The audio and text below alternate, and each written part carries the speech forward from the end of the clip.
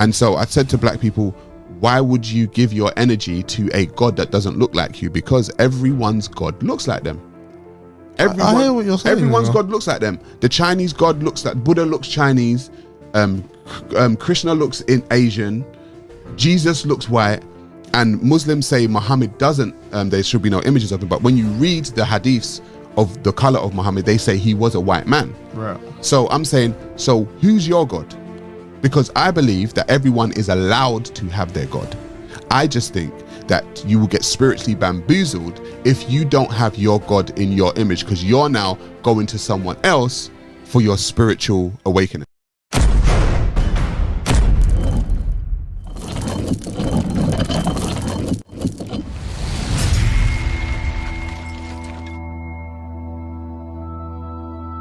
I am of the opinion that religion, the Abrahamic religion specifically, can hold black people's psychology back. And I say that because if we look at this social economic condition, yeah, in the religions, I always say, if you want to be top of your company, right, it's got to come from you. You're supposed to be the idea behind it. You're only going to be CEO of your own company. Exactly. Yeah. Right? And so what I find is the Abrahamic religions are not ours, our companies. What's the Abrahamic religion? So Judeo-Christianity and Islam. Okay. Right? We don't run them. So Islam is run by Saudi Arabs. So when it's time for Hajj and time to go back to the holy place, that's in Saudi Arabia. They go to the Kaaba, they do their prayer there, they have their Ramadan there. That is where the central hub is of Islam. The central hub of Christianity is the Roman Catholic Church. That is a central hub. Neither of those have us at the helm as black people. So I've said, why now, from my political stance now, that's someone else's thing. That's not ours. So if we're gonna, because we're a spiritual people, black people are a spiritual people, that's true. right? So if you're going to give your spiritual energy to someone else's thing, you are always going to be at the bottom of their social economic ladder because you don't run it. So you're always going to be running to them to see how to pray, what to do, who are the best bishops, who are the best imams, who are the best anyone, who are the best pastors. It's always going to be them. And on top of that, doing the research that I done, if we look at the images of God, Jesus, the image that we get is that he's a white guy, right? Allegedly, he's not though, right? Right, but I'm talking about the images. Yeah. So I always say in Revelations 1 verse 14, it says he was a man of burnt bronze skin and white woolly hair, but I don't see that image. I don't see that image. I've seen that image, but I don't see that's that not image. The main right image exactly of Jesus, yeah. And so I said to black people, why would you give your energy to a God that doesn't look like you? Because everyone's God looks like them. I hear what you're saying. Everyone's God looks like them. The Chinese God looks like Buddha looks Chinese. Krishna looks in Asian. Jesus looks white. And Muslims say Muhammad doesn't. There should be no images of him. But when you read the hadiths of the color of Muhammad, they say he was a white man. Right. So I'm saying, so who's your God? Because I believe that everyone is allowed to have their God. I just think that you will get spiritually bamboozled if you don't have your God in your image, because you're now going to someone else for your spiritual awakening. So what do you think who do black people go to then? So black people have always had their spiritual systems. They've had them since before you were Christian. We've had them since before we were Muslim. We've had them since before we called ourselves Hebrew. We've always had our own spiritual systems. However, because of these Abrahamic religions, those systems have been deemed as bad. They've been deemed as voodoo. They've been deemed as black magic. What are those things? I don't actually know. Right. So you have, okay, so if you want to look at, we can take Ifa, for example, Ifa, I-F-A.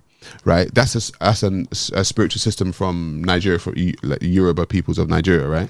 And within that system, they have the Orishas, and the Orishas are like, if you want to look at them like, the patron saints in Catholicism. Yeah. So you have your different quote unquote deities or people or gods or principles that they deify. But when you go into a lot of African spiritual systems, you find that it's not a surface level spiritual system. It goes quite So I look at the Nile Valley system of spiritual, just say spiritual and philosophical thought, right? And for instance, like they will have symbols, animals, things that represent something. So, but what happens with a Abrahamic religious mind? People say, "Oh, he's worshipping a fox, he's worshipping a wolf, he's worshipping a falcon," because they will see those symbols, and it's like, no, those will represent symbols or principles. Sorry, they will represent principles in the spiritual system. So, for instance, people have seen the Eye of Ra. And they'd want to say, "Oh my God, that's Illuminati, bruv. That's Illuminati, bruv." And so, but it comes from the African Nile Valley. Right. Now, what was the eye? The eye was the eye of the falcon, right? Okay, I know exactly what you're on about. Right. So the eye of the falcon, right? It's got like a little flick on it. With a little flick on it, right? So it was the eye of the falcon. So why was that so heavily used within the spiritual system? It was used within the spiritual system because the people of the Nile Valley used to watch the falcon in the sky. Now, the falcon's eye had 2 eyelids, and it's the only animal, from my knowledge, don't quote me actually, that can look directly into the sun. We can't look directly into the sun for too long because we start and it would swoop down, get its prey. And they said, you know what? If there's any eye on this earth, which is the best eye, it would be the eye of the falcon. So they would say, you got the eye of the falcon.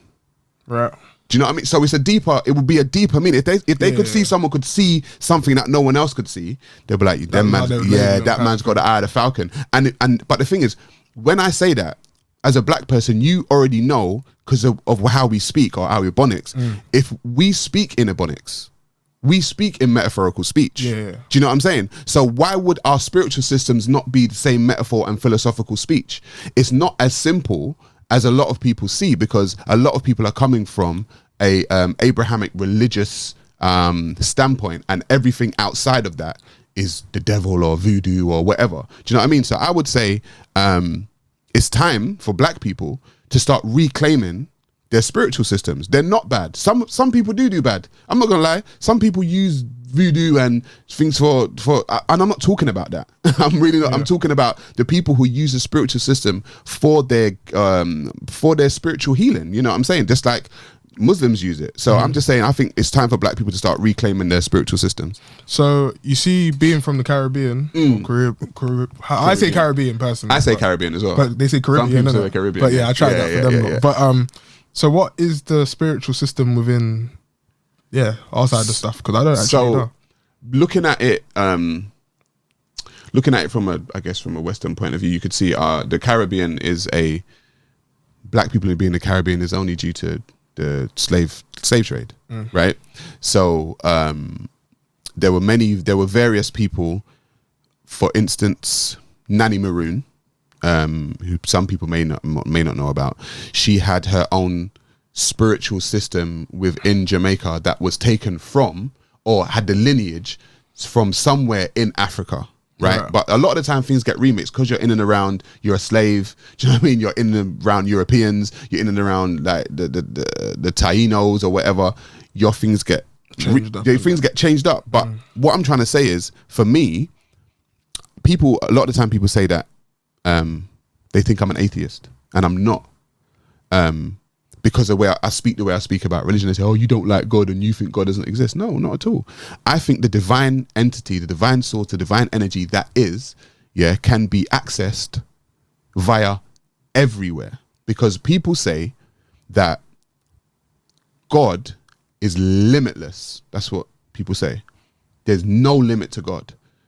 But then I say, so why would God now limit itself to a religious book then? If it's limitless, why is it limited to a Quran? Why is it limited to a Torah? Why is it limited to a Bible? Why is it limited to? Wouldn't God be able to be accessed?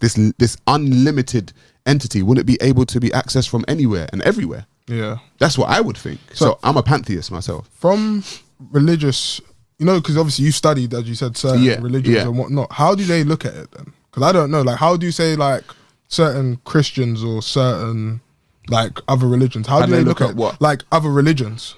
Well, do they like take note of them? Do they write them off and say this is this? I don't know, innit? All religions are written off because their God is a true God.